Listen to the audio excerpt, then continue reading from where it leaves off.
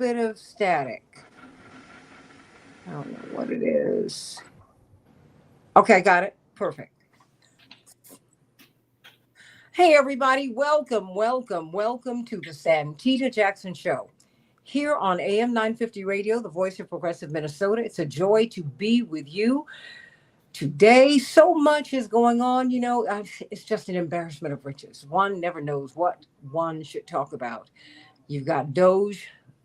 The job cuts are here, and they are coming fast and furious. Now more and more people will not be able to repay these student loans. Their checks will be garnished. Social Security wages will be attached. Income tax returns will be grabbed. There is just so much happening. So much happening. And it's very interesting. We can talk about the Fed one day because the president can't fire the president of the Fed and they can't be audited. The Pentagon flunks an audit 7 consecutive times, and they don't get cut. It's just unbelievable.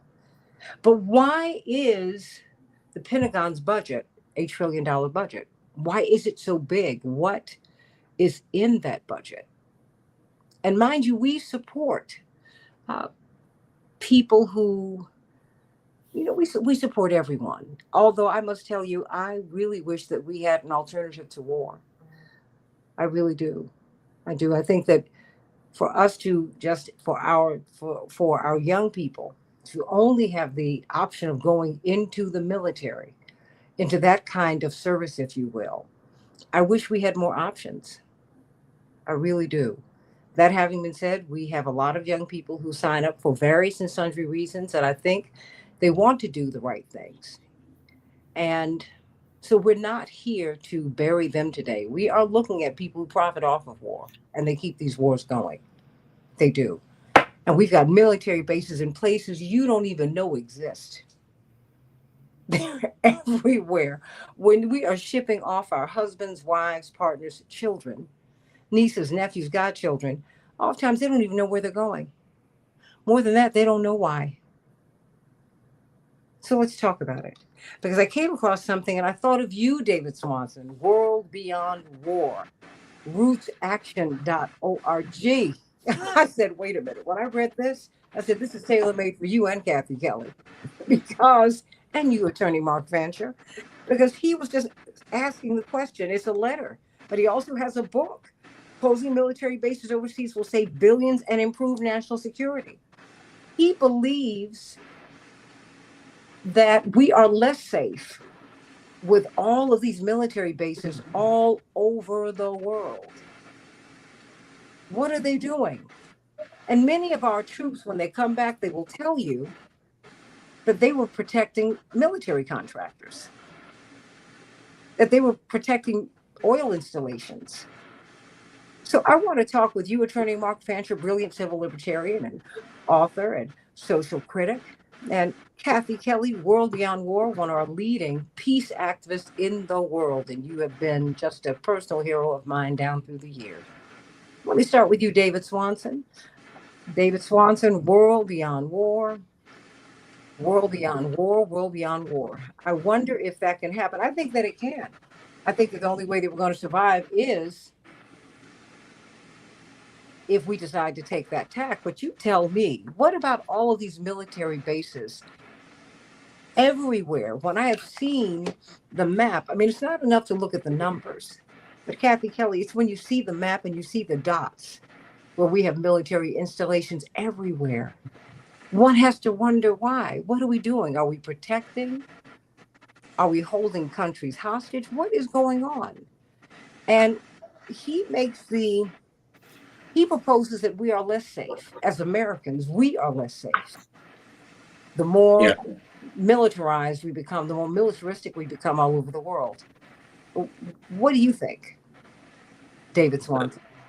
Absolutely no question. Defense spending makes you less safe, not more safe. It doesn't defend you. And it is going through the roof. And it is far beyond $1 trillion when you add up the various departments, the Pentagon, plus the Department of Energy, plus the so called Homeland Security people who are, snatching immigrants off the streets. I thought the Nazis had finally come back to Charlottesville yesterday, and they said they were working for the Homeland Security Department and just kidnapping people and shipping them away with no uniforms, no badges, no warrants, no nothing. This comes from a militarized society, and if you're outside the United States, the primary way you see the United States is as your nearest military base. They are talking this week about shutting down all the U.S. embassies, or virtually all of them, in sub Saharan Africa. And people think, oh, the U.S. will be out of Africa. Oh, no, wait a minute. AFRICOM will still be there. The military bases will still be there. The money that the U.S. military gives to other countries' militaries and the training that it gives will still be there. So they're doing away with the possibility of any other approach to the world than militarism. All you're going to have is that hammer, and everything's going to be a nail. And if this was a letter that I think you got from David Vine, that a whole coalition of organizations put together, saying to the Congress and to these so-called government efficiency people, let's close some foreign bases. Nobody wants them. They make us less safe. They antagonize and provoke. They prop up dictatorships. They do huge environmental damage. They cost a fortune. Let's get rid of them. But if you go to worldbeyondwar.org and you click on activism and you click on close the bases, you'll find this map you're talking about, this globe that you can spin and zoom in and click on a base and get all the information about that base.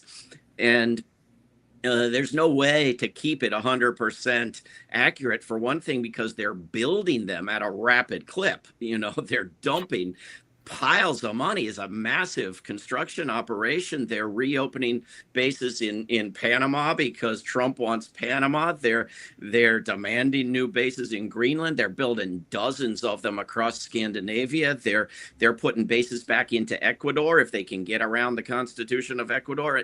But we have at current count over 900 U.S. bases outside the U.S. And we have maps there of every other country's foreign bases, because there are other countries that do it, but none does even a fraction of what the U.S. does. This is principally a U.S. thing. It's very, very strange, to have all these military bases in other people's countries. And they don't just provoke wars and make wars the first and last option, but they risk nuclear apocalypse. And you have a treaty in the Non-Proliferation Treaty from 1970 that requires getting rid of nukes. And by the way, getting rid of all other weapons too.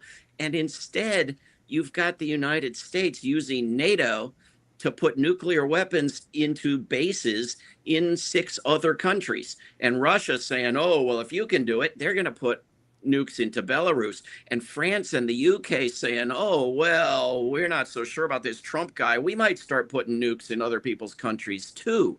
There's a huge protest happening in England right now that they don't want U.S. nukes put back, and they've got their own nukes already. It ought to be bad enough, right? So, but this is what these bases risk: their lawlessness. They're sites where people think they can do anything they want outside the rule of law. Not just the one they stole from Cuba, where they treat all crimes as legal, but all of them. All of them. They're mini apartheid states Mm. where the local people do the menial labor and have no rights, and the members of the military can go off base and commit crimes and not be accountable to the nation's laws, Mhm. and the nation occupied by the base, where the government may say they want it, but they are given no access to the environmental destruction that it's doing. They may not even be told whether there are going to be nuclear weapons in their country or not. Australia has been told it's none of their business, right? But it's their country. The United States would not put up with this from anybody else's country putting bases in the United States. So, if there's one place to go after the spending of money, my God, it's not schools or retirement or education or housing. It's this sort of madness. It's this coating the globe with giant institutions that come with restaurants and shopping malls and golf courses and weapons and personnel as if money were no object. This has got to end. Attorney Mark Fancher, what say you? I think that everything that David Swanson said is absolutely correct.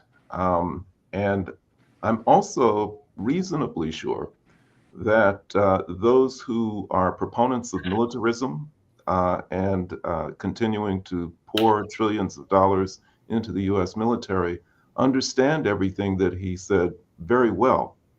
But I think that they are in a situation where they can't afford to do the reasonable and the logical thing. That is because the capitalist system, by its very nature, is idiotic, unplanned, and chaotic. It is not a planned way of organizing an economy. And because it is not planned, it very often takes a turn for the worse, either by way of recession or, as we saw in the 1930s, depression. And so, therefore, theoretically, it is supposed to be a free market system, but it has to be controlled against the best wishes of capitalist purists. And it is controlled in a way that is to the benefit of major corporations and not everyday people.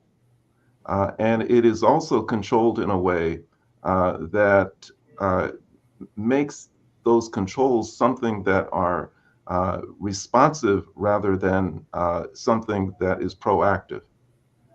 So, in other words, for generations now, you have had situations where the capitalist economy has taken a turn for the worse. And whoever is the president at the time knows that the way to get out of a bad spot or a recession is to start a war. A wartime economy is always guaranteed to rehabilitate a bad economy. And so there have been any numbers of wars or military adventures which have been totally unnecessary, but which have been instigated and initiated solely for the purpose of rehabilitating the economy. And so you have that need. You also have a culture that exists within the highest levels of leadership in this country, which is one that revolves around the idea that, number one, you must establish a global empire. And that the way that you establish a global empire and the way that you maintain it is through the use of force. That you will bully your way into other countries. You will bully your way into areas of the world that you want to dominate and control. And you do it through the force of arms. And so, for that reason, you have to have a military which is well funded so that you can engage in this bullying. In more recent years, it has been more difficult to do that because of a growing level of consciousness among the people in this country about the evils of war and the futility of it and the stupidity of it. And so it has been necessary increasingly for the US to engage in this type of warlike conduct by way of proxy, by way of use of pretext for intervening in certain situations and in certain countries, and more recently through the use of technology, the use of unmanned machinery, drones, and that type of thing, robots. But it's all been necessary for purposes of maintaining the empire. And you have those who are the architects of the empire and who are the chief beneficiaries of it, who also rely on the military for their profits. So you have all of these contractors, these weapons contractors, who make billions and billions, if not trillions of dollars by supplying the military with all kinds of weapons and weapon systems that will never be used and which are totally unnecessary. But they depend upon it in order for them to make the huge profits that they make. And so they're in unwarranted and undue influence over the government and those who set the budget and establish it and make provisions for it allows for this to go on because they just need to continue to make money. And then you also have disaster capitalism, where you have not just weapons contractors, but contractors of all kinds that profit from war and the destruction of entire regions of the world. So that it's necessary sometimes to start a war uh, so that a lot of things can be destroyed for the sole purpose of making sure that the federal government has contracts with companies that can go in and build it up to the tune of billions and trillions of dollars. And so, anytime that there is a need for these people to make greater profits, then it's necessary to go in and to destroy something else, to start another war in order to allow people to go in and to rebuild so that it can all be destroyed again and you can repeat the process. Um, and the final thing I'll say is this: that as absurd as all of that sounds, it is totally logical to those who profit from it and who continue to engage in it.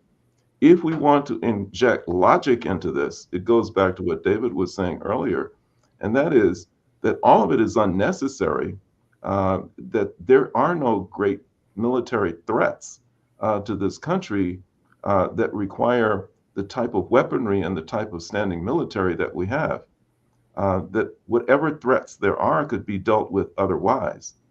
But there is, for all the reasons that I've recited, a need for them to continue to engage in this type of activity. If this country were really serious about ensuring its security, then what it would do is it would eliminate any incentive for anyone to engage in aggression against the United States. So instead of pouring trillions of dollars into the military, you would pour trillions of dollars into projects that would be used for purposes of building infrastructure and supporting communities that have been devastated around the world. These are the areas that are frequently the recruiting grounds for so-called terrorists. They go into regions like this and they blame the United States for the poverty that exists there and for the instability that exists there. And it becomes attractive for people to sign up for those types of assignments that are going to result in violence against the United States. If the United States developed a reputation in the poorest regions of the world, all over the world, as the great friend, as the one that comes into these regions and provides genuine assistance and opportunities for these regions to become self-sustaining and independent and prosperous, the United States would not have any enemies. And to the extent that it had enemies, the rest of the world would line up to protect and to fight shoulder to shoulder with the US against those who would try and to destabilize or to attack a country which has developed a reputation over time for being a force for great good and for productivity and for human rights. That's not this country, and it never has been. And but it is the way forward if ever those who had the influence and the opportunity to revolutionize this country were to do it. And the Dr. King tried to warn us years ago. And he wondered if, he said, fighting the desegregation fight, that was the right fight. This has made America a better place, really exorcising, if you will, racism and other forms of classism. Those are the right fights. He said, but I fear that this is a house on fire, and I have integrated my people into it because there's something rotten, not in Denmark, but right here. Right here. A world beyond war is not laughable. It's not laughable, but it's something too few of us can imagine. And that's part of the sickness. I know you've got to go, Attorney Mark Fancher. Would you like to say anything before you do leave? Oh, no, just, salute to World Beyond War and all of your efforts, much needed. And let's all stay prayed up. We need it. We do need it. We do need it. Sending you much love and many blessings. Kathy Kelly, I mean, what say you? I mean, I can just start here at the beginning of the letter when I saw 750 bases around the world. 750. And I've done enough traveling. It's interesting. I've traveled as an artist. I worked with Roberta Flack chiefly, but with many others down through the years. So you see a country in one way as an artist. But then I go with my father and I see something else. We were always with the poor. He'd always be looking for the poor because he's regarded very differently, as you know, and as you I would imagine when you leave the United States, he's viewed as a statesman, as a hero, really.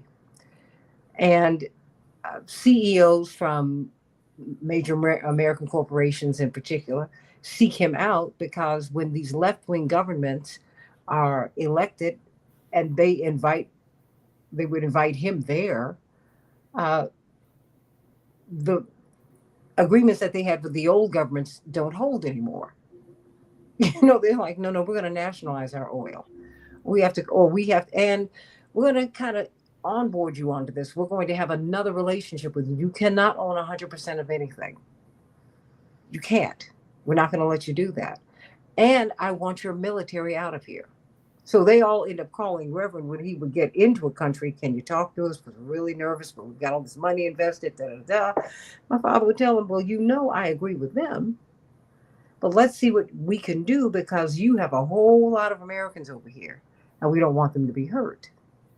But you do know that you have gotten over, and you do know that these people don't want that anymore. Now, this is stuff that I've seen over decades, right? And the world is moving around, quite frankly. But 750 bases, 750 bases, Kathy Kelly, all around the world. Who does that? I'm like, they're not even 750 countries. What is it? And what are we doing? And how does this, and I do believe this makes us less safe. So you help me to understand what we're looking at, because I think this, for some people, this requires a paradigm shift. And I started off because I don't want people who are in the military to feel that we're attacking them. Because oftentimes, you will hear that. But then for some people who come back with who had another experience, they don't feel that we're attacking them.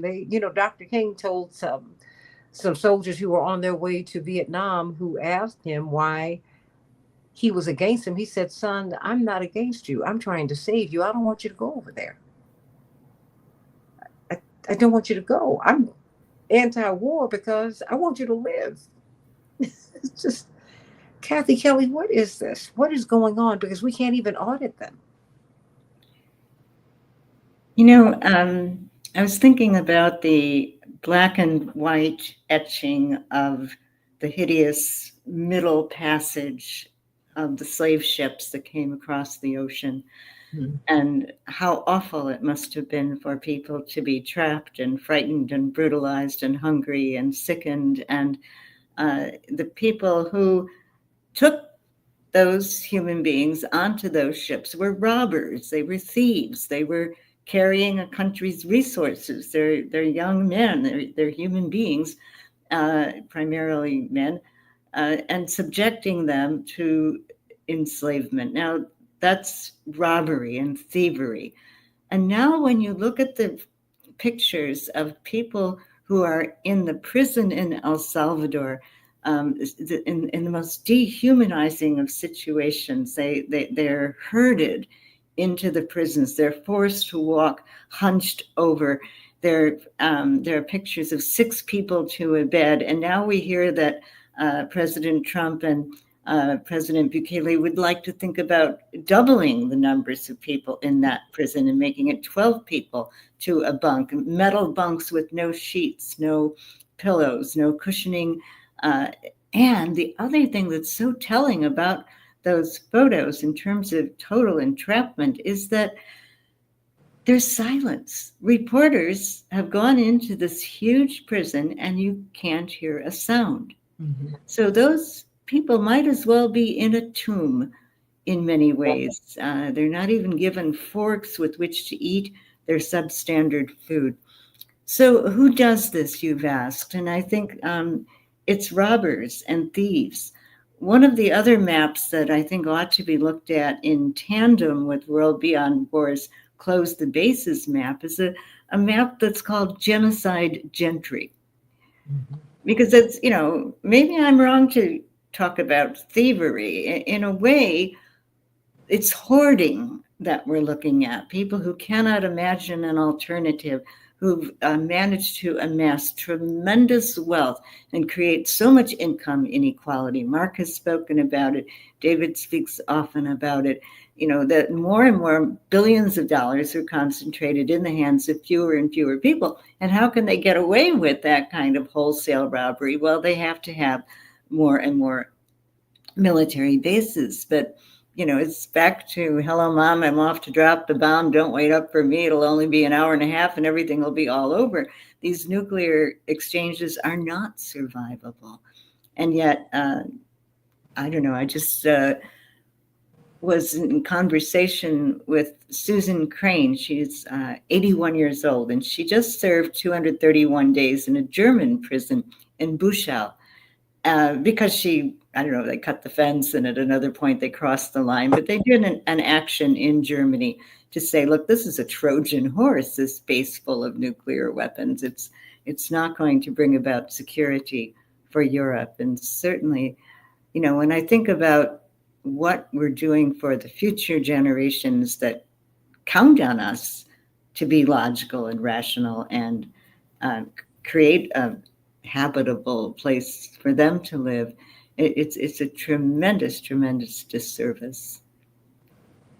I'm wondering where we go from here, because everyone's focusing on Pete Hegseth and his missteps or the sabotage. I don't know what that is, because it's a Game of Thrones. I mean, that's just power. I get it. So he's made mistakes, but a lot of people who are on his team want him out. So that's above my pay grade, if you will. I don't even want to touch all that. It's something. That having been said, it's the Pentagon is something that you just don't touch, Kathy Kelly and David Swanson. You don't touch it. And they're getting more and more money. I thought they were supposed to get cuts. Wink, nod, wink, nod. And we're taking food off of the tables of Americans all over the place. And even those who are enlistees, there are payday loan centers on the edges of bases. They're not paid enough money. They can't even make it from payday to Monday. It's a horrible situation. And yet you're not allowed to talk about it. And I mean, peace, you have to have a peace treaty to get out of a war anyway. What is the problem with having peace before we even get into war? What is this? It's the money. It's clear. I mean, so what about all of these bases? What is the justification for it? Can you help me? David. I mean, does anyone listen to what George Washington said? I'm going back 2.5 centuries, but he did say, don't do this. He said it. Well, if I could just interject, I think that mainstream media must be feeling some anxiety or fear, because there's a very glaring omission of the Pope's words about Gaza, for instance.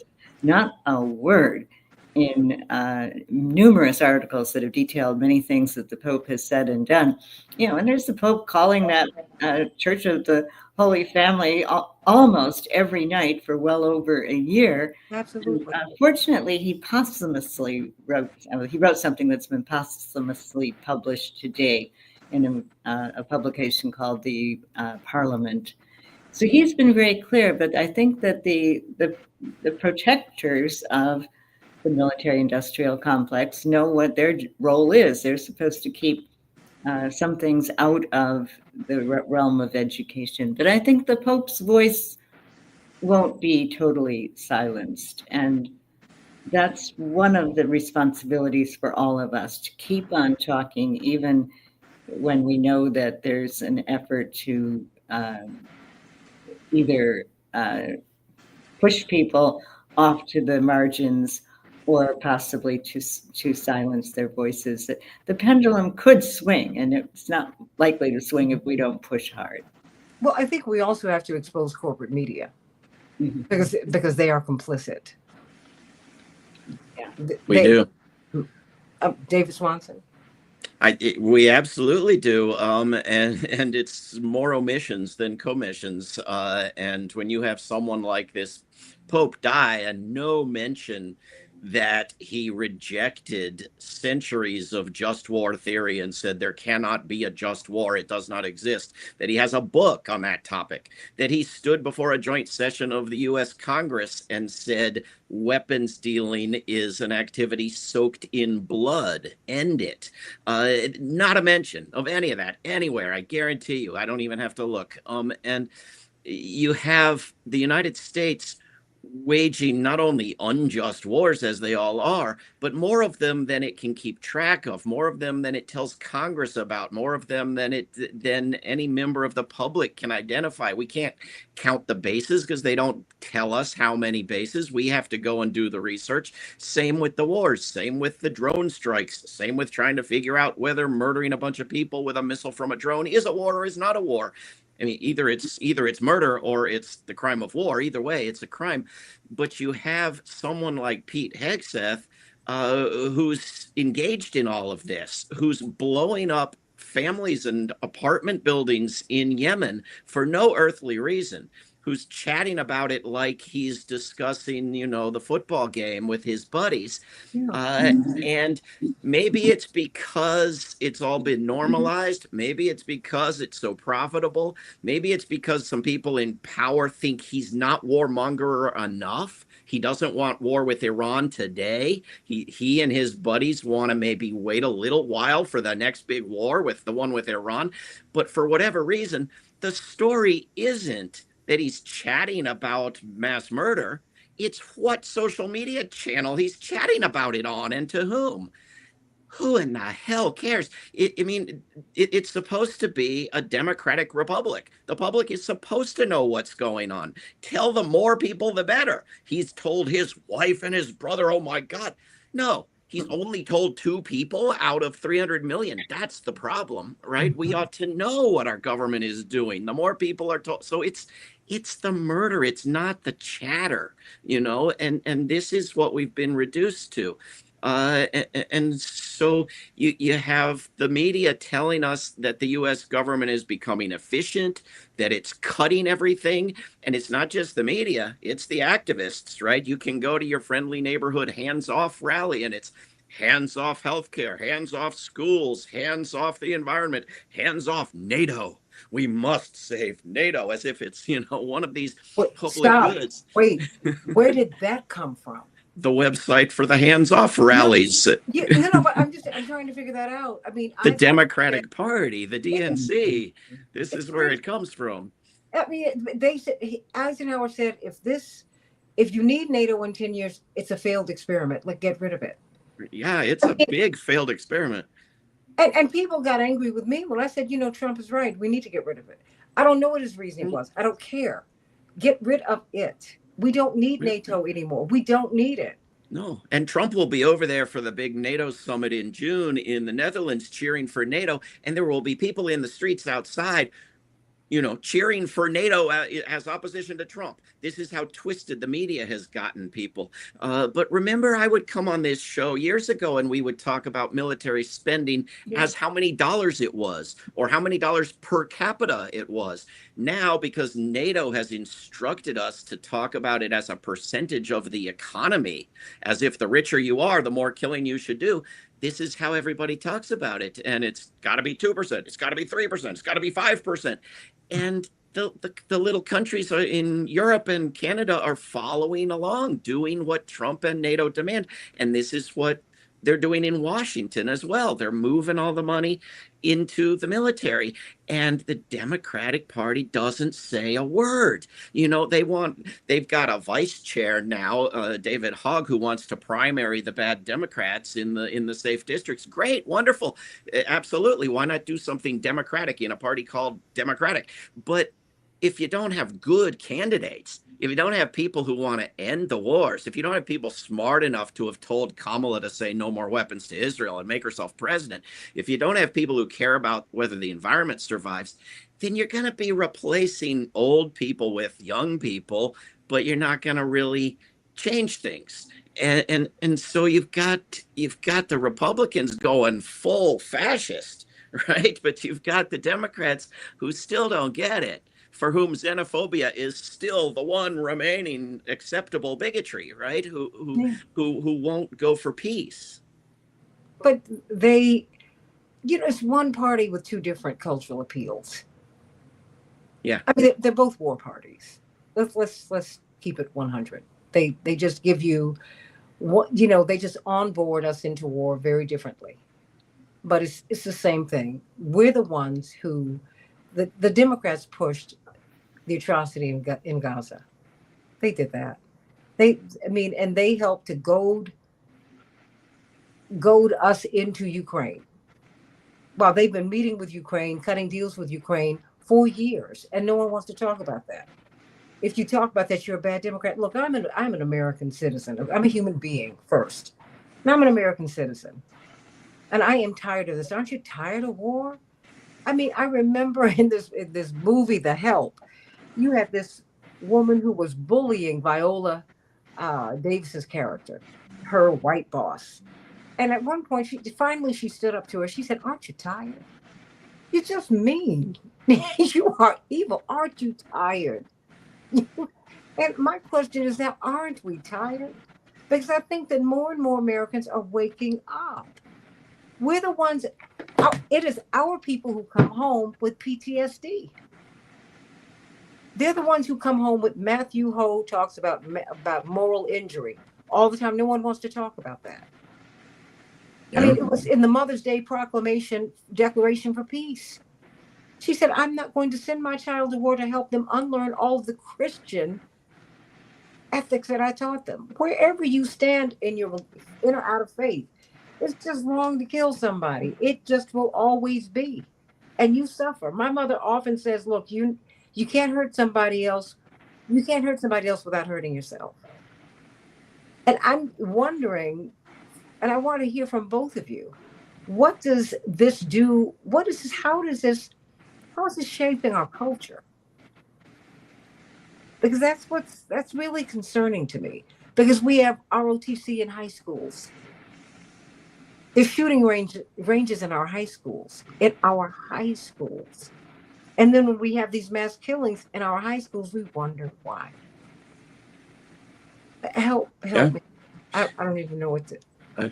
I've run out of words. The vice chair I was mentioning of the DNC, became famous as an activist because someone shot up his high school. A kid trained to shoot by the ROTC in that school, wearing an ROTC shirt, shooting up his school, and this guy who's now, at the Democratic National Committee has yet to say the word ROTC. It's you're not supposed to object because somehow you're unpatriotic.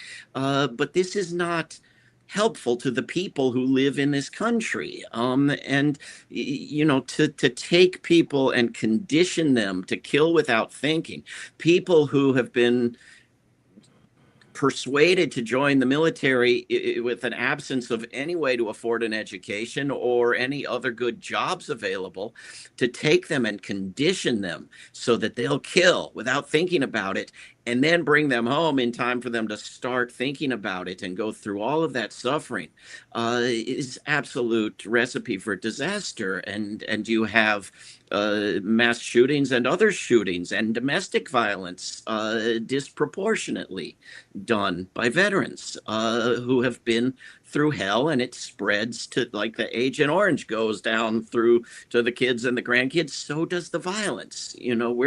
We're helping a group of military families bring their campaign to Washington, D.C. in some weeks, asking for effort in Congress to deal with domestic violence victims of U.S. wars, from participants in U.S. wars. This isn't even looking at the vast bulk of the violence, which is done to the people who live where the wars happen. Yeah.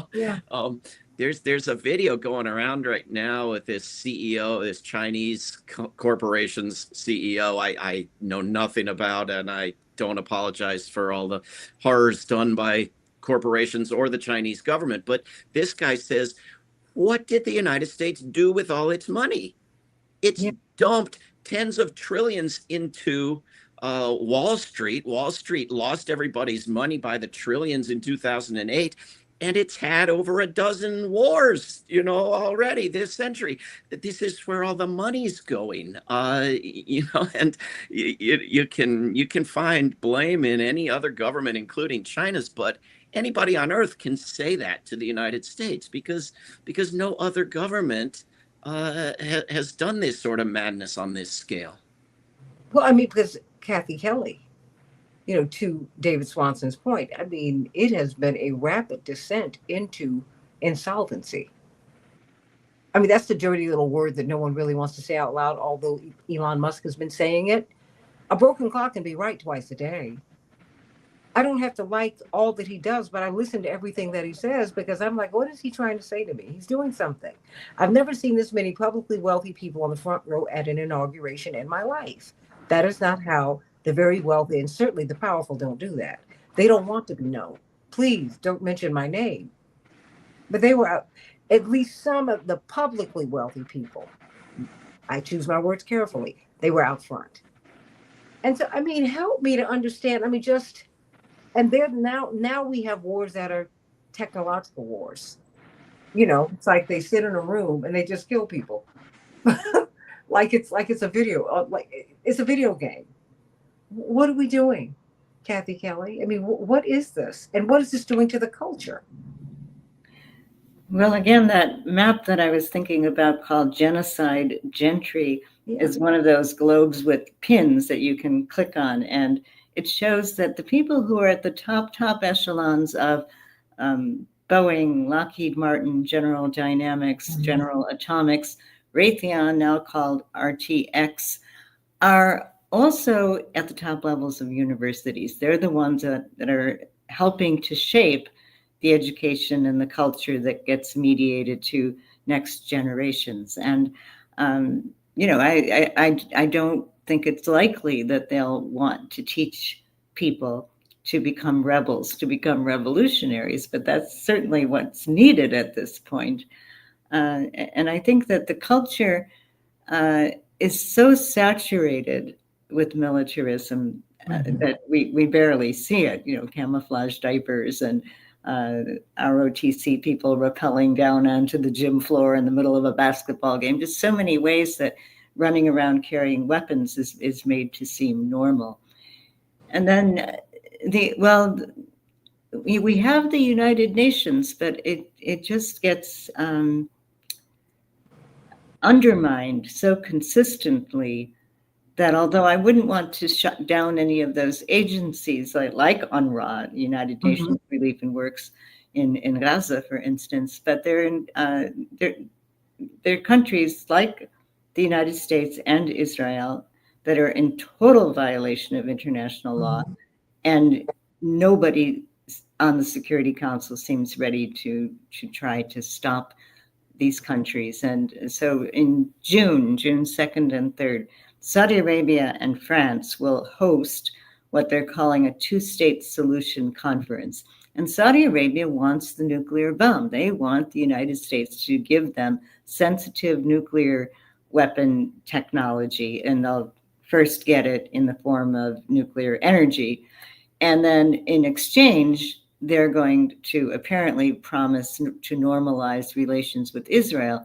And that is the proverbial throwing of Palestinians under the bus, because if what emerges from that is a two-state solution, it'll be a, quote, solution wherein a collection of little Bantustans that are not even, linked together through roadways will be what's supposed to be the Palestinian state, and Israel will get control of the more valuable land and the access to resources. And I think, the Palestinians might sort of trade one predatory despot for another, and they would then end up with Mohammed bin Salman. Well, these aren't the ways that cultural development could move toward human rights and any kind of respect for the desires of people to feed their children and house themselves in some kind of dignity. Well, I'm in the last 6 or 7 minutes we have here. I want to find out from you, just in this time of tumult. I mean, Americans are at least talking about a lot of things. What can we bring to the discussion about peace, about ending war, about the impact of war, about just auditing the Fed, getting a proper audit, and why do we just ask the question? Why do we have 750 bases? Why around the world? Why? Just Yeah. Madness, greed, profit, the usual lineup, and no end in sight, and a completely separate agenda from the entire rest of the government. The majority of your tax dollars, and growing, goes to the military. That other minority of your money goes to things that are being cut and shrunk and destroyed and abolished. They put people in charge of the Department of Education, the EPA, who want to destroy those departments, right? Well, put me in charge of the Pentagon now if Pete Hegseth is out, if you want to go on that model, because it's treated completely differently. Nobody's abolishing it or cutting 10% or even auditing it. They're radically increasing it, and it's absolute madness. They don't justify it. They couldn't possibly. Giving nukes to Saudi Arabia. Tell me one thing about the Iranian government that makes it worth starting a war because somebody pretends they could someday get nukes, but you're going to go ahead and give them to the Saudi government. It's absolute madness. There's something about the normalization of mass murder during this genocide in Gaza that I think, has got people looking at things cross-eyed. And if you want to be a good Joe Biden supporter, you got to support genocide in Gaza. If you want to oppose a genocide that happened 80 years ago, you have to support a genocide in Gaza. It's sheer madness. One of our leaders of one of our World Beyond War chapters, a volunteer at a chapter in Illinois named Al Mitty, went to Palestine recently, and people heard he was from the United States and said, go back and tell people what's happening. Tell them our stories, because they obviously don't know what's happening. That's a webinar coming up in the coming days. If you go to worldbeyondwar.org, you can see it. I think that somehow corporate media and political partisanship and poverty and busyness and distraction have got us accepting things as normal that I, for one, was raised to believe was the worst thing that could ever possibly happen, and we're just watching it, unidentifiable goons snatching people off the street of my town and shipping them. Nobody needs to be told where, and that's to protect me from someone possibly writing an op-ed saying something I might disagree with. I mean, this is the very opposite of the very best thing anybody ever said about this country. And we're sitting by letting it happen. And people are talking about it. Mahmoud Khalil, they got him in the lobby of his apartment building. Yeah. Nobody is safe. Yeah. And we need to be clear on that, David. Oh, Kathy. yeah. Trump started talking about the getting U.S. citizens, not just immigrants and exchange students. And within days, you had a U.S. citizen grabbed. This is where it goes. So, first they come for the people that you're not supposed to care about, and then they come for you. Well, they already detained an Arab American who was coming back home from the Dominican Republic for vacation with his family in Detroit. Right. And several of my friends have canceled overseas trips. Doctors, lawyers, people who have their political sympathies, but they are not activists. But they said, I don't know if I'm going to get back in. I said, yeah. I said, the last person who can kind of help you with that or help you overseas, Reverend Jackson is almost retired now. Well, he's not retired, but he is, he's got Parkinson's. He's in his wheelchair. He's fighting as hard as he can. He wants to, in this moment, he wishes he could do much, much, much more. But Yeah, now I that's wish. well, I look, it's his example, but it was also what he brought with him historically. Kathy Kelly, I'm going to give you these comments because we have to stand for peace and justice, and more than that, for love. We've got to change the paradigm. Dr. King said the bombs we drop overseas explode at home, and they do all the time. They do. Kathy Kelly, what do you want us to know? Well, Alan Hennessy was a firebrand in many ways. He was one of the people who had helped with Dorothy Day to get the Catholic Worker going. And he said, what we need are the people who can blend, and I think of your dad, courage, wisdom, and love. Not the courage of militaries that think, we can defeat all of these different entities without any wisdom or without any love, not the wisdom of scholars who might lock themselves up, sealed off in ivory towers without courage and without love, and not a romanticized sort of syrupy love, but the love that has courage and wisdom and says that other people's children are just as precious and valuable and needed in this world as our own. I guess that really is the point. That really is the point. I urge you to go to worldbeyondwar.org. Please find out what we're doing. I think people will be surprised, David Swanson, while your Social Security is getting cut, while they're disrupting the post office so you cannot even get your checks or whatever it is that you get. I mean, really, we're being gutted, and the wealth of the wealthiest families I just read today has grown by $1 trillion. 1 trillion with a T. That's 1 million million. Yeah, and it should be taken away from them. It's immoral. It ought to be illegal, and it used to be illegal. It should be taken away from them and put to good use. But the same amount and more could be taken away every single year from the military budget, and that should happen too.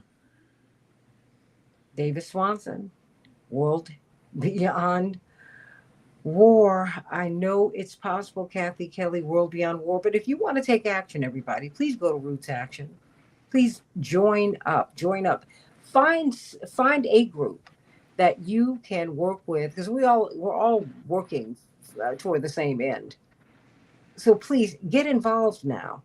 Really, part of your responsibility, not just as an American citizen, but as a resident of this earth, is to be involved. You cannot afford to sit by. You can't afford that.